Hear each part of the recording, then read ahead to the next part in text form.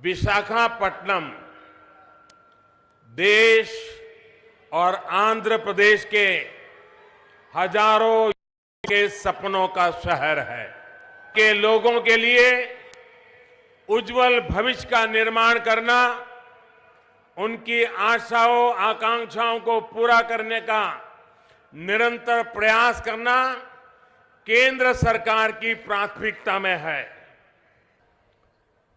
आज जब मैं आप सभी के बीच आया हूं तो एक खुशखबरी लेकर के आया हूं।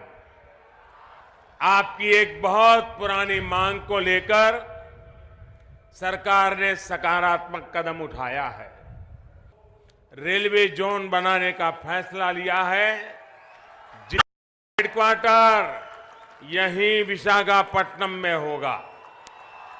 आप सभी को बहुत बहुत बधाई। नहीं। सरकार का ये फैसला आंध्र प्रदेश रीऑर्गेनाइजेशन एक्ट के तहत यहां के विकास को गति देने की तरफ एक और बड़ा कदम है। इससे विशाखापट्टनम समेत ईस्ट कोस्ट रेलवे पर स्थित कई अहम क्षेत्रों तथा बेहतर रेलवे कनेक्टिविटी का लाभ मिल पाएगा। इससे आप लोगों की सुविधा तो बढ़ेगी ही, यहां की अर्थव्यवस्था को भी बल मिलेगा और रोजगार के नए अवसर भी बनेंगे। ये फैसला केंद्र की एनडीए सरकार के आंध्र प्रदेश के विकास के प्रति कमिटमेंट को साफ साफ दिखाता है। ये उन दावों की भी पोल खोलता है जो अपने राजनीतिक वजूद को बचाने के लिए, अपने भ्रष्ट आचरण को छुपाने के लिए दिन रात आंध्र की जनता के सामने लगातार झूठ पे झूठ बोल रहे हैं। ये वही है जो आंध्र के बेटे बेटियों को आगे बढ़ाने के बजाय अपने बेटे बेटियों को स्थापित करने में जुटे हुए हैं। साथियों, विशाखापट्टनम के एयरपोर्ट को अंतर्राष्ट्रीय स्तर का बनाना हो या फिर 6 लेन का नेशनल हाईवे बनाना हो, आईआईएम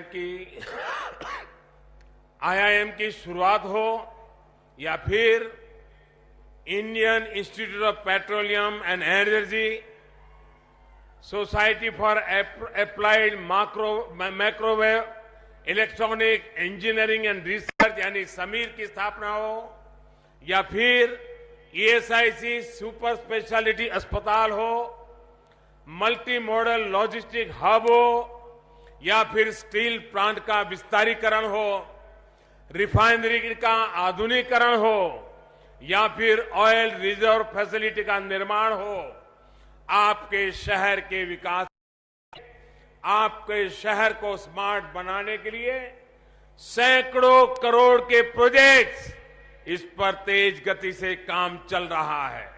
पता है कि आपका ये प्रधान सेवक पूरे समर्पण से विशाखापट्टनम को स्मार्ट बनाने और आंध्र प्रदेश के विकास को गति देने में जुटा है। साथियों, हम इसलिए बड़े फैसले प्रामाणिकता के साथ तेजी से ले पाते हैं क्योंकि हम पूरी ईमानदारी से, पूरी निष्ठा के साथ आपकी सेवा करना चाहते हैं, आपके जीवन को आसान बनाना चाहते हैं। हमारे ऊपर कोई बैगेज नहीं है, ये डर नहीं है कि कोई फाइल खुल जाएगी तो क्या होगा। डरता वही है जिसने पाप किया हो, जिसने गलत मंशा से काम किया हो। यही डर हमारे विरोधियों को खाए जा रहा है,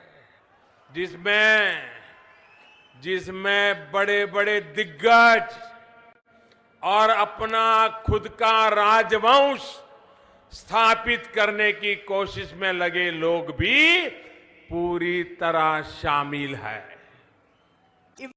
साथियों, हर कुछ समय यू टर्न लेने में माहिर यहां के नेता ने पूरी ईमानदारी के साथ आपको दिया वचन होता तो आज उनको मोदी के ऊपर अपनी नाकामी का ठीकरा फोड़ने की आवश्यकता नहीं पड़ती।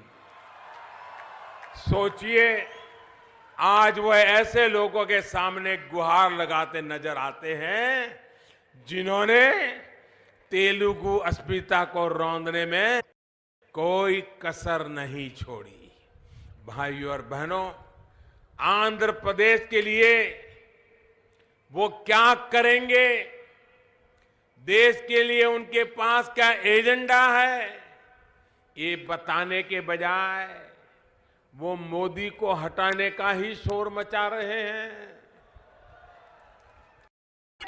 मोदी को वो इसलिए हटाना चाहते हैं क्योंकि गरीब की, किसान की, दलित की, वंचित की, शोषित के जीवन में सकारात्मक बदलाव आ रहा है। मोदी को वो इसलिए हटाना चाहते हैं क्योंकि बिचौलियों, दलालों, भ्रष्टाचारियों के विरुद्ध सख्ती से मोदी कार्रवाई कर रहा है। मोदी को वो इसलिए हटाना चाहते हैं क्योंकि आज देश हित के और देश हित में कड़े और बड़े फैसले लिए जा रहे हैं। मोदी को वो इसलिए हटाना चाहते हैं क्योंकि नए हिंदुस्तान की रीति और नीति दोनों बदल रही है। साथियों, देश को, आप सभी को इन लोगों का एजेंडा समझ आ गया है। महामिलावट का ये खेल अब देश पूरी तरह समझ गया है। ये लोग मिलकर देश को एक मजबूर सरकार देने